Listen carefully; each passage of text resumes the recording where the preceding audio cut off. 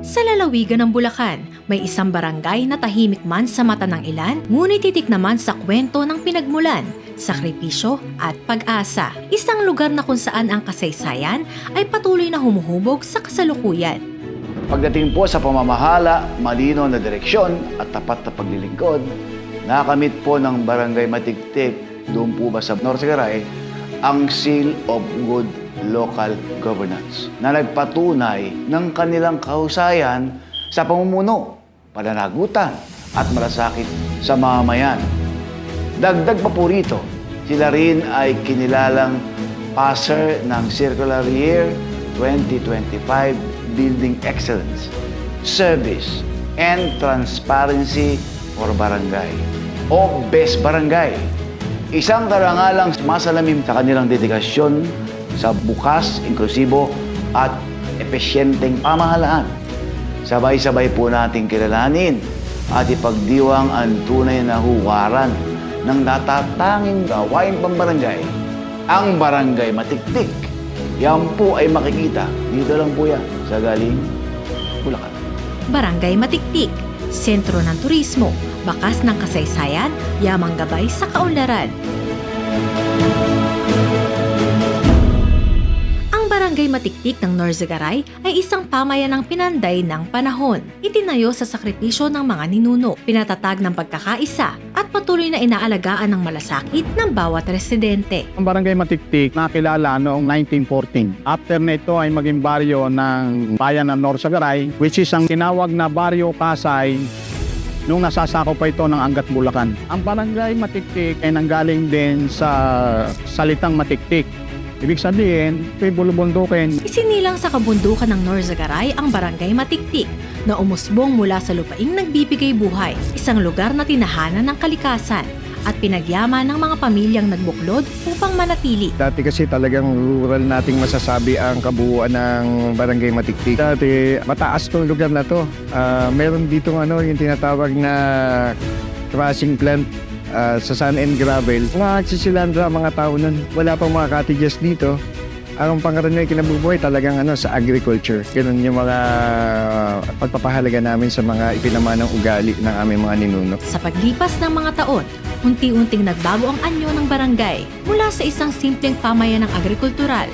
Sinubok nitong yakapin ang pag-unlad habang patuloy na pinangangalagaan ng mga pagpapahalagang minana mula sa nakaraan. Ang naisip po namin na mabigyan ng livelihood po ang aming mga kababayan na nanirahan sa Barangay Matiktik.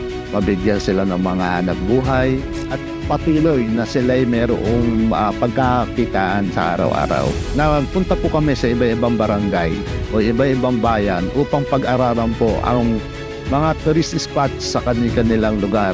At dahil doon, nagkaroon po kami ng idea na mag-create ng sariling turismo sa aming barangay. Napakalaki po ang naging tulong po ng ating pong mga kababayan dito po sa proyektong ito. At dahil nga doon po, ito po'y nakilala sa buong barangay, buong bansa, buong bayan, buong probinsya, at lalo po dumami ang mga pumunta. Habang unti-unting yumayabong ang kabuhayan, isinilang ang ideya na gawing bukas sa publiko ang ganda ng barangay. Isang paraan para mas mapalago ang hanap buhay at maipakita ang yaman ng kalikasan. Bilang taga-Barangay Matiktik, may pagmamalaki ko po dito ay ang kalinisan, kaayusan at tulong-tulong po ang mga mamamayan. Proud po ako. Lalo na talagang totoo naman ang aming barangay at ang punong barangay ay napakaayos ng kanyang pamamalakad. Ang may pagmamalaki po rin namin dito sa aming barangay ay ang mga tauhan po ng aming barangay ay masisipag at sila po ay talagang nagkakaisa. Dahil po dito nakamit ng aming barangay ang matataas na karangalan sa iba't ibang lugar dito sa Bulacan. Ang hiling ko po para sa Barangay Matiktik ay manatiling tahimik, mapayapa, malinis, at nagkakaisa ang bawat isa. Sa likod ng maayos na turismo ng Barangay Matiktik, malinaw ang direksyon ng pamunuan.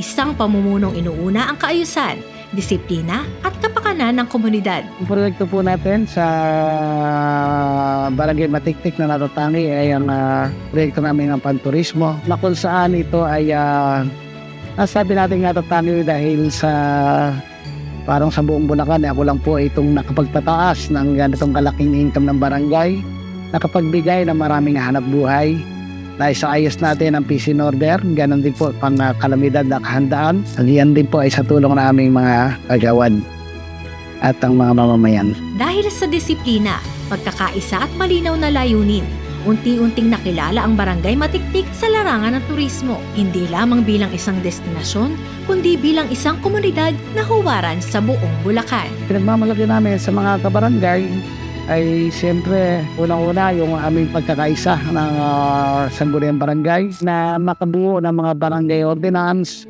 mga resolution na ikaduduti sa ating mga mamamayan. Talaga naman na sa bawat paghihirap namin lahat dito sa buong Barangay Matiktik ay nagbunga po at pagmamalaki namin ngayon ay kami ay scene of good local governance. Kasabay ng parangal, hindi rin nakalimutang ipahayag ang taus-pusong pasasalamat sa mga leader at institusyon na patuloy na gumagabay, sumusuporta at nagbibigay inspirasyon sa bawat barangay sa Bulacan. Nais po namin magpasalamat sa ating buting Governor Daniel R. Fernando, sa ating Vice Governor Alex Castro.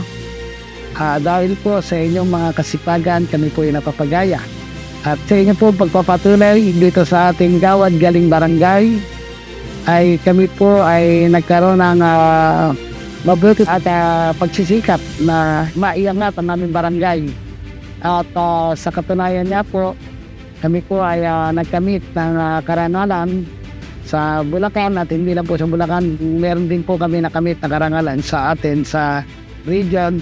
Ito po ay passer of the Centenarian 2025 Building Excellency and Service and Transparency for Barangay Best Barangay. Best Barangay po ang Barangay Matiktik sa Central Luzon. Sa aming buting gobernador, maraming salamat po at pagpalain po tayo ng Panginoon Diyos. Ang Barangay Matiktik ay higit pa sa isang destinasyon. Isa itong komunidad na pinanday ng kasaysayan, inalagaan ng kalikasan at pinatatag ng kaunlaran para sa kasalukuyan at sa mga susunod pang henerasyon. Maraming salamat po, Governor Daniel R. Fernando. Mabuhay ang Barangay Matiktik!